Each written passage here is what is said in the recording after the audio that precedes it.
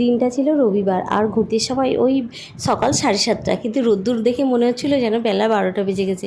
যাই হোক, আজকের আমাদের গন্তব্যস্থল ছিল ভাগ্নির শ্বশুরবাড়ি। আর আমাদের বাড়ি থেকে ভাগ্নির শ্বশুরবাড়িতে দূরত্ব ওই 35 কিলোমিটার মতো। আর ওইদিকার এত ফাঁকা রাস্তা না, এই ফাঁকা রাস্তায় স্কুটি চালিয়ে ভীষণ মজা। আর রাস্তা এত ভালো ছিল, তাই যেতে আমাদের কোনো রকম অসুবিধাই হয়নি। যাই হোক, ওই দিন আবার সোনার গান থাকায় ভাগ্নি আবার সোনাকে নিয়ে একটু বেলায় আসবে। আর আমরা এখন সবাই মিলে পৌঁছে গেছি ভাগ্নির শ্বশুরবাড়িতে। আসার পর তো দিদিভাই সবার জন্য গ্লুকন্ডি বানিয়ে দিয়েছিল, আর এখন ড্রেস চেঞ্জ করে নিয়েছি। সবাই মিলে এখন সকালে টিফিন বানানো হচ্ছে। আর দিদিভাই আগের থেকে ঘুগনিটা বানিয়ে রেখেছিল, আর এই যে লুচিটা গরম গরম হবে বলে তাই আর কি পরে ভাজা হচ্ছে। আর ওইদিকে দিদিভাই বেলে দিচ্ছে, আমি ছেঁকে নিচ্ছি, আর এক দিদিভাই সবাইকে পরিবেশন করছে।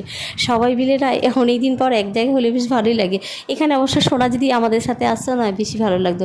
কি আর করা যাবে, সোনা না ওই দিন আস্তে আস্তে প্রায় 3টে মতো বেজে গেছে। ভাই না লুচির ময়দাটা যেতে অনেকক্ষণ আগেই মেখে গেছিলো, আর এত ভালো হয়েছিল লুচি আর ঘুগনি। মানে অনেক দিন পর নতুন হাতের রান্না তো বেশ ভালোই লাগছিল।